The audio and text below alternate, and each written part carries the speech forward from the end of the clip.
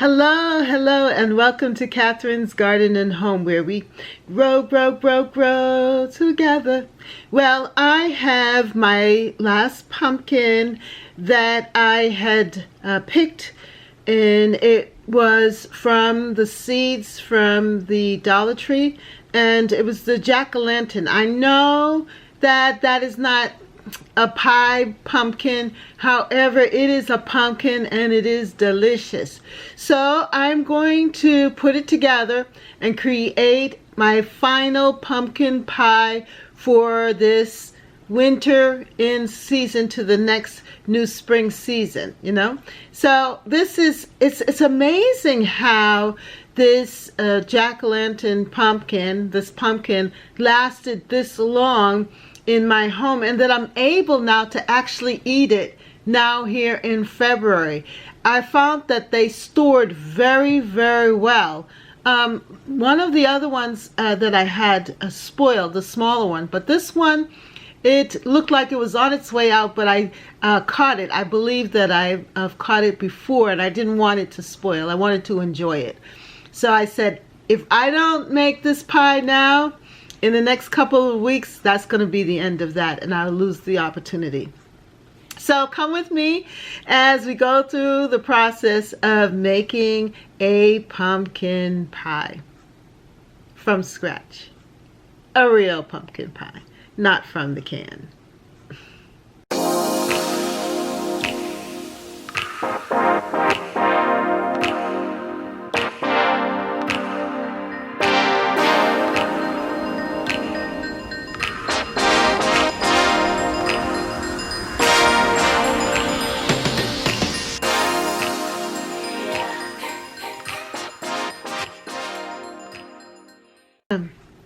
I'm looking at the Burpee catalog and also the Johnny's catalog, and I think that I might just buy some pumpkins seeds that are different from what I've had before. I love the way that Johnny's provides an example of all of the different pumpkins and the different pumpkin types that one can purchase. It's amazing that they're all different here. And this is just the beginning, because when you turn the page, look at that. All of the different colors and variety of pumpkins that one can have. They even have white pumpkins. That's amazing. Speckled ones. Now that's not attractive at all. But this one is very pretty. And then here they have the large selection of pumpkins.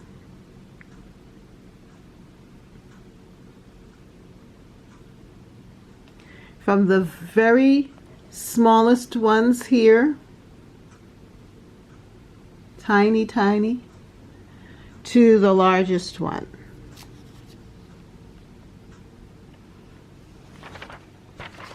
Yep, that's it on the pumpkins.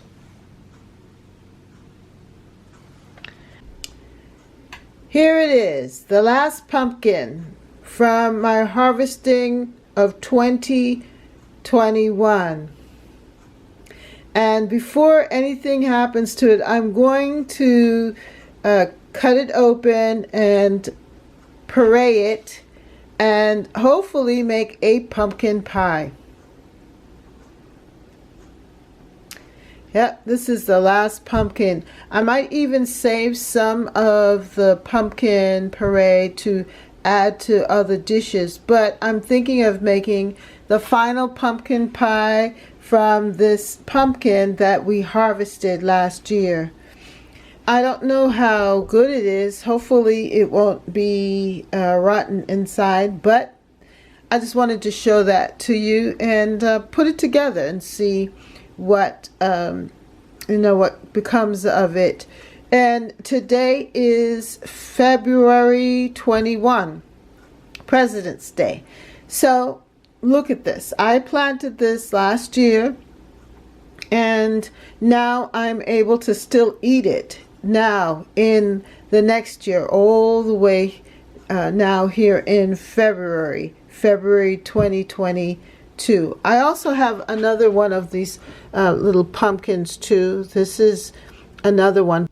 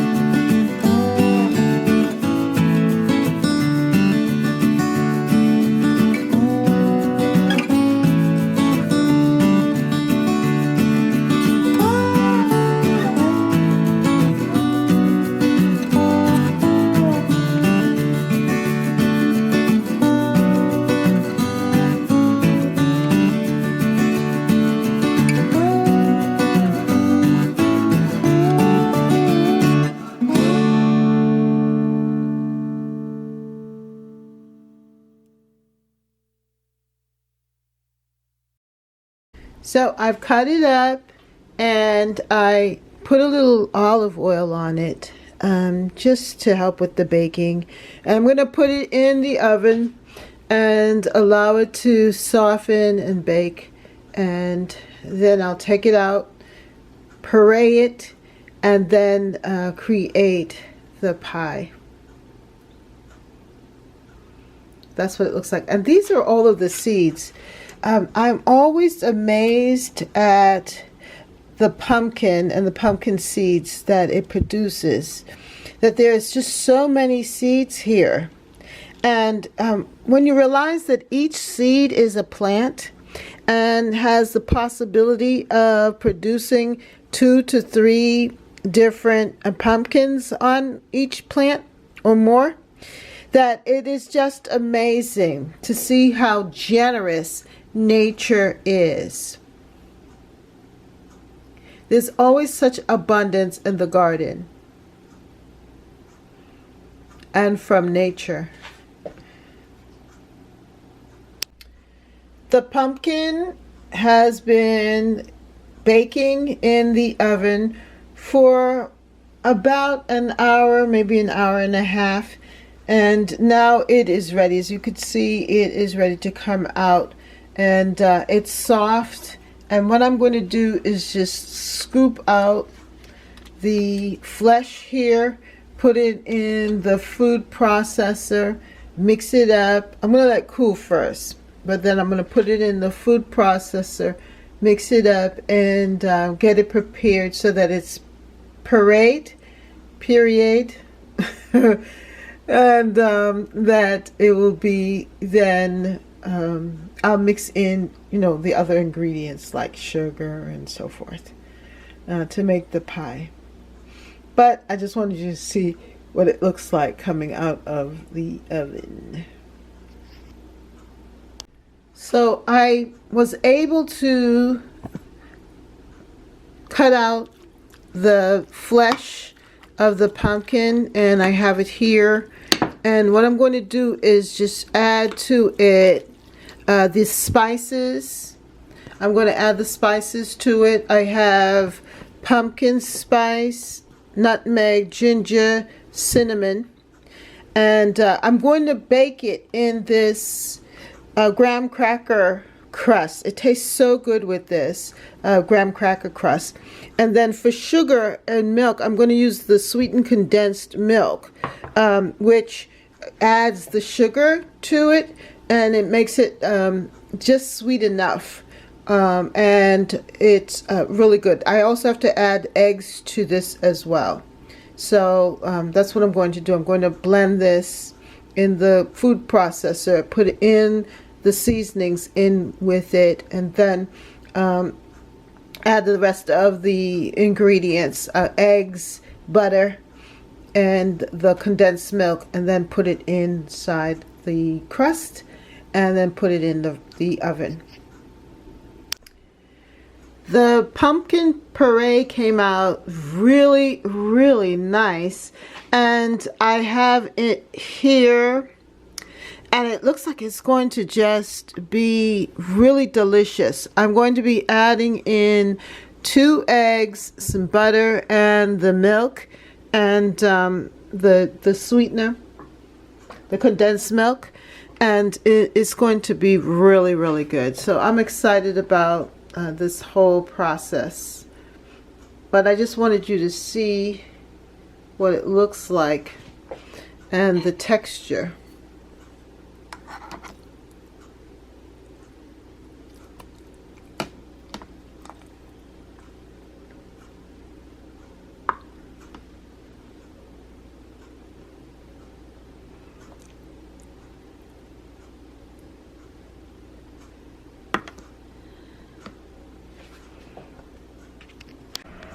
I've added the butter to the mixture, and I'm going to put it here in the food processor and kind of pulsate it.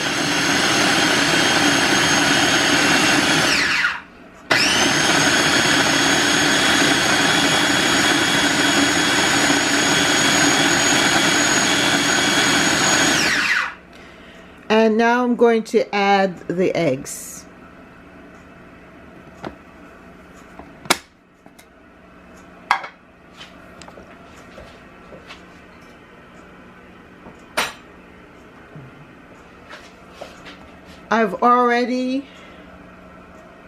I'm going to add the eggs. I already blended them together so that it would be nicely mixed there, and I'm just going to just pulsate them in as well.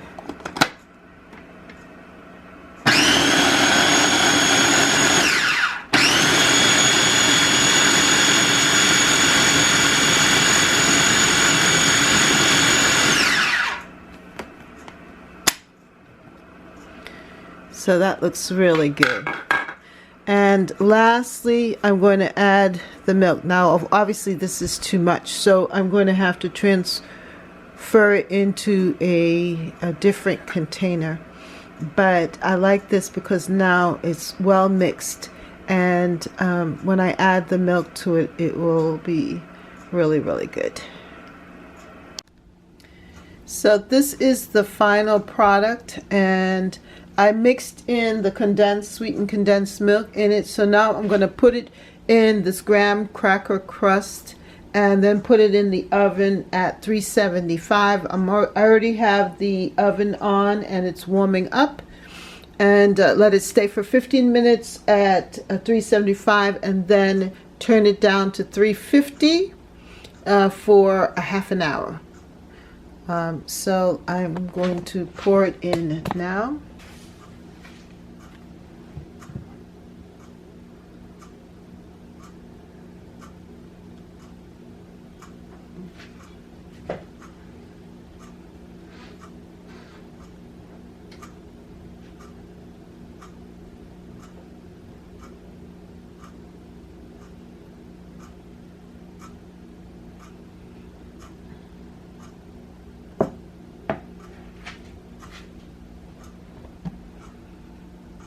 So that's what it looks like.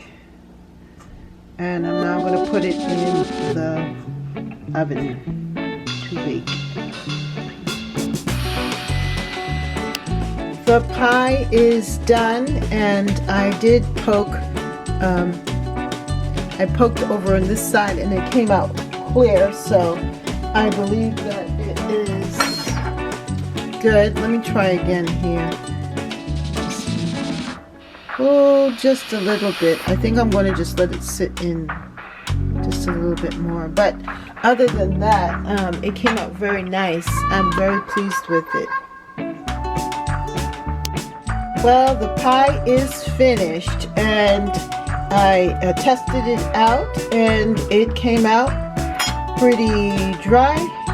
So I'm going to just let it sit here and cool. It'll probably sink in, but it looks really, really good. And I know that it will taste delicious with a little dollop of ice cream or, cream. I don't have any whipped cream, but maybe with a little bit of ice cream if I can get a piece. It will taste good with some ice cream. So this is how the pie turned out. My pumpkin pie, my last pumpkin pie for this season.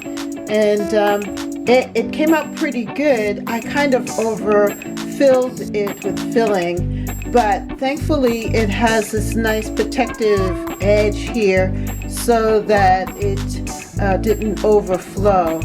But I think that the pie looks delicious, and with a little ice cream it's going to be just great. And I'm so glad that we can move from garden to table, and that my food can feed me all the way through into late winter here, that I can still enjoy tastes of the season. And I love the idea of garden to table. So thank you so much for joining me here, and thank you. Make sure that you come back and join me here at Catherine's Garden and Home, where we grow, grow, grow, grow together. Well, I cut it open, and that's what it looks like in the interior. And I'm going to eat it with some Ben & Jerry's cherry Garcia ice cream, with cherry ice cream with cherries and fudge flakes, because that's what I have available as far as ice cream is concerned. And I think it came out pretty good. Look at how it's nice and firm, and the crunchy bottom so that it's not soggy. And I'm enjoying it with a cup of coffee in my Be Your Own kind of beautiful cup. So that's it.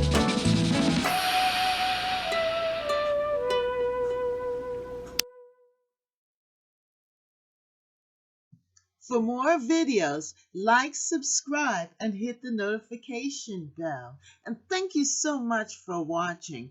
See you next time right here in Catherine's Garden. Bye.